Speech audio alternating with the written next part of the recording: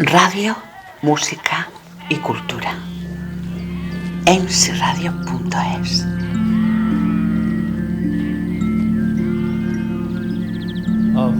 Viaje en el Tiempo es una producción para radio, música y cultura de Ediciones Sala Cepeda.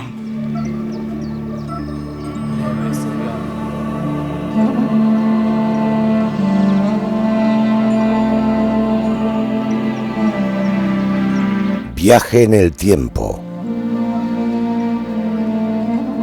José Antonio Salas Alcázar. Una visión diferente de los grandes personajes de la historia antigua. Sin dogmas de fe, solo historia. Música original, Ramón Pérez de las Peñas. Dirección y producción, Gemma Cepeda Grande. Coordinación audiovisual, Michel Casas. Hoy, Joaquín y Ana.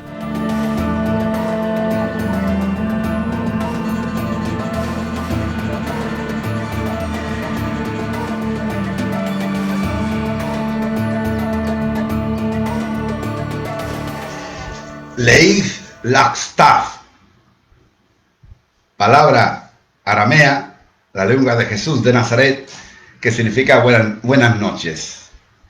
Bienvenidos todos a una nueva entrega de Viaje en el Tiempo. Hoy nuestros protagonistas son Joaquín y Ana. Comencemos. Joaquín era un importante ganadero de Judea. Nació en Jerusalén. Empezó en el trabajo de la ganadería con su rebaño con 15 años. A los 20 años contrajo matrimonio con Ana, que entonces tenía 14 años. Ana también nació en Jerusalén y pertenece a la misma tribu que Joaquín, de la tribu de Judá, de la estirpe del rey David. Joaquín era tan importante como ganadero que lograba grandes beneficios, pero al mismo tiempo era una persona muy bondadosa, de los beneficios repartía en 3 partes. Una parte se lo destinaba a los pobres, a las viudas, a los huérfanos, a los peregrinos, otra parte para el templo de Jerusalén y la tercera parte para él y su familia. Pues bien, Joaquín y Ana estuvieron casados 20 años y cuando cumplieron los 20 años, día a día le pedían al Dios, al Yahvé del Antiguo Testamento, que le diera un hijo o una hija, llegando a un compromiso. Si nos concede el privilegio de ser padres, te entregaremos a nuestro niño o a nuestra niña y lo consagraremos en el templo de Jerusalén para que esté al servicio de Dios. Pasaron esos 20 años, seguían sin tener descendencia y Joaquín se fue al templo, entregó en holocausto, es decir, en sacrificio, un cordero, y allí en el templo había un escriba llamado Rubén y le dijo: Joaquín, no entregue tus dones, porque no has hallado gracias a los ojos de Dios, del Yahvé. Lo primero que tienes que hacer es tener descendencia para Israel y después entregarás tus dones. Joaquín, el pobre, se fue humillado del templo. Rápidamente se fue al archivo de Jerusalén a comprobar si era el único varón que no había tenido descendencia en Israel y se dio cuenta que prácticamente la totalidad de los varones habían tenido hijos. Y sin decirle nada a Ana, cogió a sus jornaleros, a sus pastores, a su rebaño y se marchó al desierto de Judea. Ana, pasaban los días y al ver que no llegaba su marido, pensó que había muerto. Detrás de la casa de Ana hay un bonito jardín y un árbol con un laurel. ella se arrodillaba debajo del árbol y lloraba constantemente y le decía a Dios: ¿qué habré hecho yo, Dios, para que, por un lado, no me permita tener descendencia y por otro lado, me quite a mi marido? Ana tenía una sirvienta llamada Judith. Judith intentaba animarla, pero ella estaba totalmente desesperada. Sabía que ya no iba a tener hijos y era consciente que ante la ausencia de su marido, Joaquín no estaba vivo. Pero Joaquín estaba en el desierto y un buen día salen los jornaleros con sus rebaños, se queda en la cabaña Joaquín solo y ve y tiene, una visión muy curiosa. Aparece en la cabaña un ser luminoso con una túnica blanca, ojos claros, pelo largo, rubio. Joaquín se asustó cuando lo vio. Y este ser le dijo: Joaquín, Joaquín, ¿por qué no vuelves con tu mujer? Y Joaquín le responde: porque no hallo gracia en Dios, no ha querido darme descendencia. Y dice: pues no temas, yo soy un ángel del Señor y vengo a anunciarte que tu mujer Ana va a dar a luz una hija a la cual le pondréis el nombre de María. Ella será bendita para todas las generaciones. Joaquín cayó como muerto. Llegaron los jornaleros, los pastores, lo vieron tirado en el suelo, los amarrearon. Él despertó y le contó a sus trabajadores la visión que había tenido. Los mismos trabajadores le animaron a que fuera al encuentro de Ana. Paralelamente, estando Ana en su casa día tras día, lamentándose de la pérdida de su marido, tuvo la misma visión debajo del laurel que tuvo Joaquín. Ella se volvió loca de contenta, pero le dio un detalle. Le dice este ángel: Ana, vete a la puerta dorada que está en la entrada de la muralla de Jerusalén y allí, dentro de poco tiempo, te encontrarás con tu marido. Ana, como cualquier mujer deseosa de ver a un ser amado, se arreglaba todos los días, se preparaba, se acicalaba el pelo, se ponía muy guapa para su marido. Ella sí creyó que eso iba a ocurrir. Y Joaquín, estando de nuevo, Joaquín no se movía de su cabaña, una noche se le volvió a aparecer, y en este caso ese ser le dijo su nombre: Joaquín, soy el ángel de la guarda. Márchate inmediatamente, que tu mujer cree que estás muerto, que ella te esperará en la puerta dorada, ese será el lugar del encuentro. Ella dará a luz a una gran mujer. Joaquín, ya ante la duda, habló con los pastores y le dijeron: vámonos para allá. Le animaron, tardó aproximadamente 30 días en llegar a Jerusalén. Claro, Ana iba todos los días y no lo encontraba. Pero estando en casa, su sirviente Judith vino corriendo: Ana, Ana, que Joaquín viene con sus rebaños. Está próximo a la puerta dorada, a la puerta del encuentro. Ana salió corriendo, se arregló el pelo y cuando fue llegando a la puerta dorada se encuentra venir desde lejos Joaquín. Dio una carrera tremenda, le dio un abrazo con una fuerza, con una gana, con un amor. Prácticamente, como dicen los manuscritos antiguos, se tiró al cuello de Joaquín. Los dos contaron esa experiencia y en homenaje a este hecho se fueron al templo y sacrificaron 2 corderos. El primer cordero, cuando es degollado, salió sangre normal que puede tener cualquier cordero primogénito. Pero del segundo cordero salió un liquidito blanco del color de la leche Y el sumo sacerdote Abitar le dice: Joaquín, de los 2 corderos, estos 2 dones que has entregado en el templo, ¿para quién van dedicados?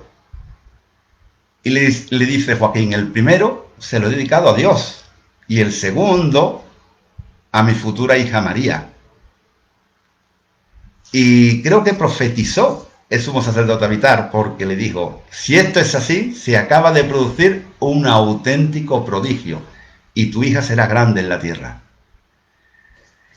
Acto seguido, Joaquín y Ana se trasladan a Nazaret. Joaquín, como tenía esos recursos económicos que se lo podía permitir, se compró una buena casa, y a los 7 meses de embarazo nació María. La partera, lo primero que le dijo: Ana es una niña bellísima, unos ojos claros, pelo rubio, risadito, una sonrisa. Ana estaba como loca. A los 6 meses, Ana jugaba con la niña, le acariciaba, le cantaba, le compuso muchísimas canciones a su hija María. Y a los 6 meses la niña empezó a andar. Ante la sorpresa de Joaquín y Ana, ¿no? Llega el cumpleaños de María, el primer año, y Joaquín le construye una habitación para ella. María, durante ese primer año, antes de cumplir su primer año, dormía en un camastro con los padres. Ya tenía su cuarto. Y Joaquín organizó un gran banquete en Nazaret, donde acudieron escribas, gente del templo, sacerdotes, amigos. Pero Ana estaba en el banquete y se desvivía por su hija, y volvía otra vez a la casa y se ponía a jugar con ella, a cantarle. La niña la miraba, la acariciaba, le besaba. Pasan 2 años. Joaquín se acerca a su mujer, a Ana, muy triste, y le dice: Ana, ¿te acuerdas la promesa que le hicimos a Dios? Que tenemos que entregar a la niña para el servicio del templo. Y la pobre Ana le dice: sí, pero vamos a esperar 1 año más. No vaya a ser que la niña nos eche de menos. Ana era una excusa para estar más tiempo con su hija. Sabía que en el momento que la entregaran en el templo, la perdería para siempre. Y llega el 3er año. María tenía 3 años. Y Joaquín se acerca de nuevo a su mujer y dice: Ana, no tenemos más remedio. Fue un compromiso con Dios. Nos ha concedido esta criatura y tenemos que llevarla al templo. Se trasladaron a Jerusalén. Un largo viaje. Durante el viaje, pues imagínate, Ana besando a su hija, Joaquín la colocaba encima de los hombros, la niña jugaba, se reía, una cara muy despierta, unos ojos. Y cuando van llegando al templo de Jerusalén, Joaquín buscó a 15 doncellas. ¿Por qué? Porque la escalera de acceso al altar del antiguo templo de Jerusalén son 15 escalones. Y le pidió a la doncella que se pusieran cada una en un peldaño con una antorcha encendida para que su hija María no se cayera mientras subiera. Estando allí abajo, colocaron a la niña en el primer escalón. Fue subiendo escalón tras escalón. La niña no miraba atrás. Los padres la miraban desde abajo, tristemente. Y al llegar al último escalón, al número 15, se sentó. Y con sus piernecitas se balanceó. Sonrió por última vez a sus padres y la niña se levantó, se agarró de la mano del sumo sacerdote Abitar y entró en el templo. Esa fue la última vez que Joaquín y Ana vieron a María. A la huerta llegaron a su casa de Nazaret. Entraron en la habitación de María, vacía. Los dos se fueron Joaquín y Ana a su dormitorio. Se abrazaron y ambos murieron de pena. Espero que esta historia, sacada de varios manuscritos muy antiguos, os haya llegado al corazón como me ha llegado a mí. ¿Existían habitaciones para las jóvenes en el templo de Jerusalén? Muy buena pregunta. Pues sí, existía la parte norte, en donde estaba reservada para las doncellas. Claro, el templo de Jerusalén se destruyó en el año 70, cierto es. Pero en excavaciones arqueológicas vieron que había como una especie de habitáculo independiente. Y después, por los distintos escritos, sabemos que las mujeres residían, las doncellas, hasta que tenían la edad de casarse, es decir, de 12 a 14 años, como dije en otros programas. Una mujer en aquella época se casaba cuando tenía la primera menstruación. Bien, pues a esa edad, esas jóvenes lo que hacían era cuidar del templo, limpiar, hacer la comida, incluso le enseñaban a tejer. De hecho, María, que ya hablaremos en un capítulo, tejió un velo de púrpura para el altar del templo. Había habitaciones exclusivas para mujeres. Realmente lo que ocurrió, por eso Joaquín y Ana no sabía que no lo iban a ver más, es el equivalente hoy en día de una monja de clausura, pero en este caso con niños. Con niñas en este caso. Si Ana no hubiera dejado a su niña de 3 años en el templo y se hubiera quedado ella, el nacimiento de Jesús y todas sus consecuencias posteriores se hubieran cumplido de igual modo. Bueno, no sé si eso, porque ya digo, como historiador, sé que varios manuscritos independientes hablaron de la promesa de Joaquín y Ana de dejar a la niña en el templo. De haber crecido con sus padres, claro, hubiera habido, no sé si sus padres hubieran muerto, porque también eran muy mayores, muy mayores. Ten en cuenta que cuando nació María, Joaquín tenía 40 años, eso equivale a unos 60 de hoy en día. Porque se casó con 20, estuvo 20 años sin hijos y nació María, tenía 40, y 35 Ana. No sé si hubiera cambiado, pero de haber vivido los padres eran los responsables de buscarle matrimonio, cuando la niña tuviera la edad del matrimonio. De todas maneras, entiendo, gracias a esos manuscritos, que María, que ya veremos un programa de ella, tenía unos conocimientos enormes de las escrituras, y uno de los motivos era porque aprendió muchísimo en el templo, desde muy pequeña, las escrituras del Antiguo Testamento y de los profetas. ¿A qué edad tuvo María a su hijo? Y si hubiera sido niño, ¿qué postura hubiera tomado Ana? ¿A qué edad tuvo María? Bueno, en este caso, Ana, ¿no? ¿A qué edad tuvo Ana a su hijo? O a su hija en este caso, a los 35 años. Y si hubiera sido niño, la promesa era que ellos hicieron la promesa de entregar en el templo de Jerusalén, sea niño o niña. Es que en aquella época el no tener descendencia se consideraba como un castigo divino.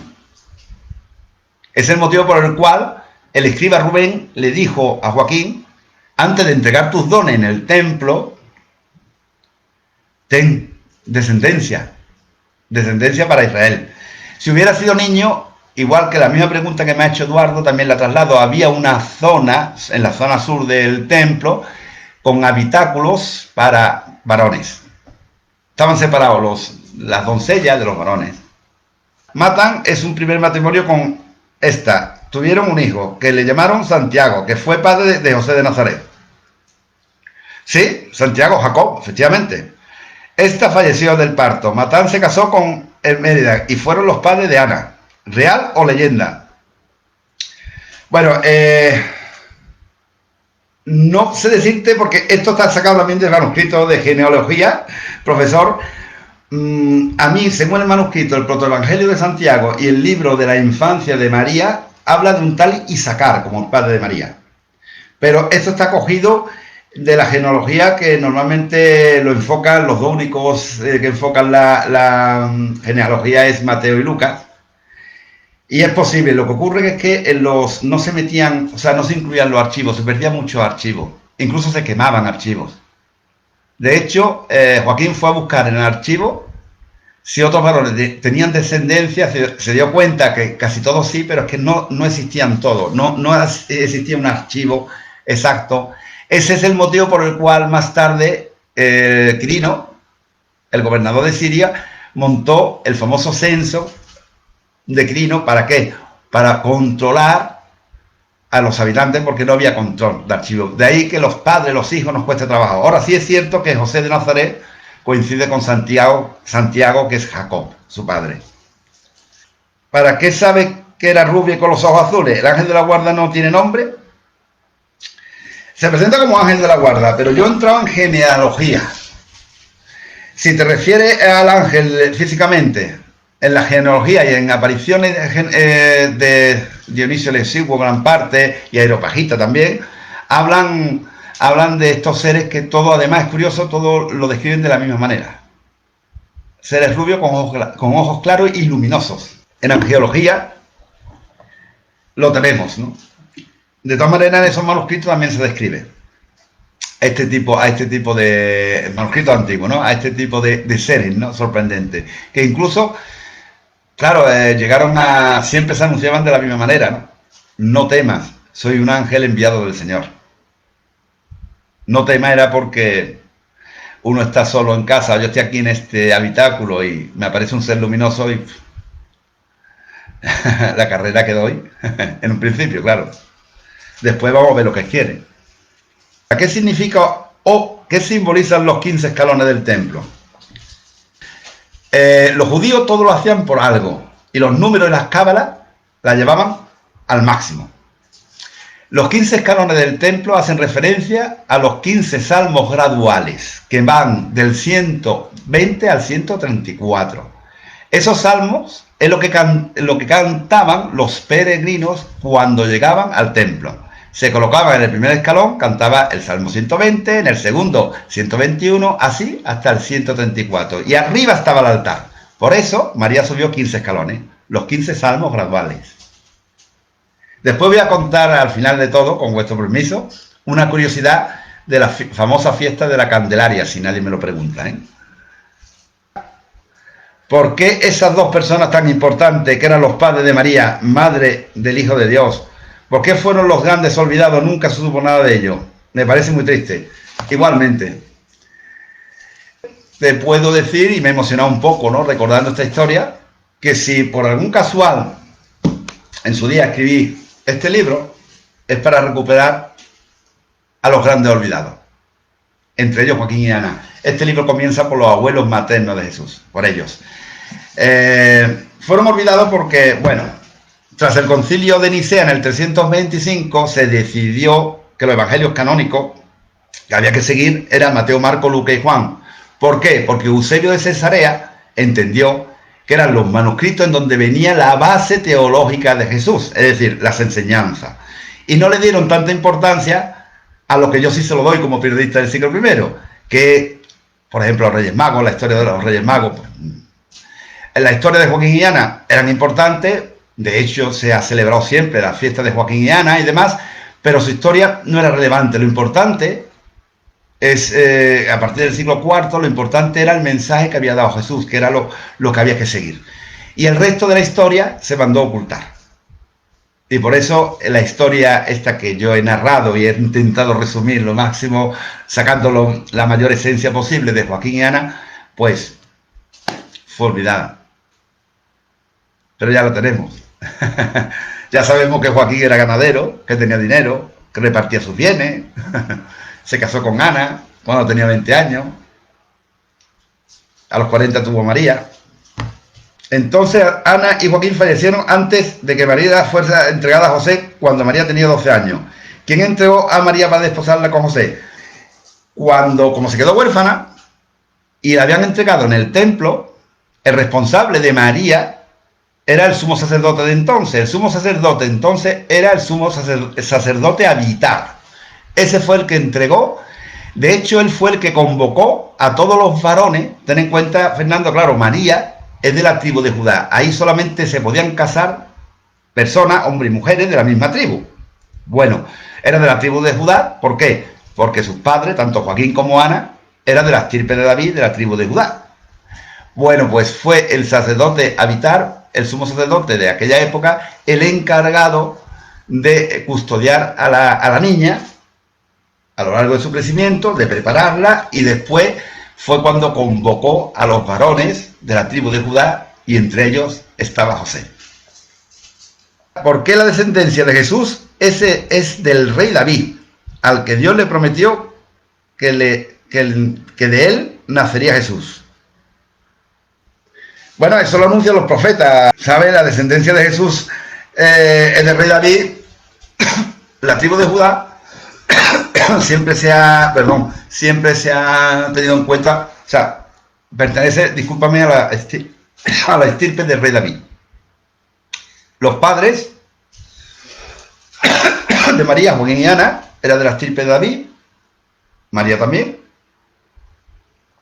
José igual, y por lo tanto lo era Jesús. Pero de todas maneras, también los profetas mayores y los profetas menores, entre ellos, bueno, yo creo que no todos, pero bueno, Jeremías, Miqueas, Isaías, anuncian que de la estirpe del rey David brotaría un gran árbol, ¿no? Que era Jesús de Nazaret. ¿Joaquín y Ana están santificados? Sí. Santa Ana y San Joaquín están considerados como, al ser los padres de María, José Antonio, están dentro de la onomástica y se celebran el mismo día. Están santificados por la Iglesia, pero desde los orígenes. Aunque no cuenten ahora su historia en ningún otro lado o centro, Joaquín y Ana, el hecho de haber sido los padres de María, la madre de Jesús, pues son santos. Santa Ana y San Joaquín. ¿Por qué el hecho de entregarla significaba que no podía verla más? Porque cuando se entregaba, eso lo hacía de forma voluntaria o normalmente por una promesa. Cuando entregaban a una doncella jovencita, ¿no? a una niña prácticamente, 3 años, 4 años en el templo, era como un sacrificio. Es decir, una promesa, por eso el título del post era con la promesa cumplida, una promesa que ellos hacían y a su vez era el sacrificio de no verla más. De hecho, los padres no podían entrar dentro de la residencia donde estaban las doncellas. Era una forma de sacrificio, en agradecimiento a Dios. En aquella época, hasta que no nació Jesús, todo era un sacrificio. Los judíos tenían 700 y pico de leyes. En el Antiguo Testamento Dios se cabreó y mandó un diluvio. Entonces, bueno, Sodoma y Gomorra, todo. Incluso, claro, ten en cuenta que Jesús no había nacido. Cuando Jesús nació fue cuando lo rompió todos los esquemas, en donde hablaba de un Dios misericordioso, no castigador. Entonces, esto se consideraba un compromiso ante un castigo divino que al final había sido perdonado, y para expiarte de los pecados, pues entregaba no solo tus dones o el diezmo, sino también podía entregar a tu propia hija, como sin fue, y no la vio más. De hecho, llegaron a Nazaret y murieron de pena. Era la única hija que tenían, y iban esperando un hijo, pues 20 años, imagínate. La Iglesia de Oriente venera a Santa Ana desde el siglo IV y la Occidente desde el siglo XIII. ¿Existe documento acreditativo? Sí. Existe el documento. La Iglesia, además de Oriente, la venera y además en sus propios escritos. Existe documento que lo acrediten, y en Occidente, que somos nosotros, igualmente. Lo que ocurre que aunque se hable del siglo XIII, ya aquí los primeros cristianos que llegaron, sobre todo a partir ya de Pablo de Tarso y ya todos los cristianos que empezaron a ir poquito a poco entrando en la península ibérica a predicar y demás, ya hablaban también de todos estos manuscritos. Fue a partir del Concilio de Nicea cuando se perdió esa historia, pero antes de Nicea, del 325, sí, y se hablaba de Joaquín y Ana, pero se santificó en nuestra, digamos, en la Iglesia occidental en el siglo XIII, y existe el documento que lo acredite. Sí. Gracias a vosotros, porque hoy en día podernos trasladar 21 siglos atrás, yo creo que merece la pena. Sin otro particular, desde el sur de España, os mando un fuerte abrazo. Gracias. Viaje en el tiempo. Una visión diferente de los grandes personajes de la historia antigua. Sin dogmas de fe, solo historia.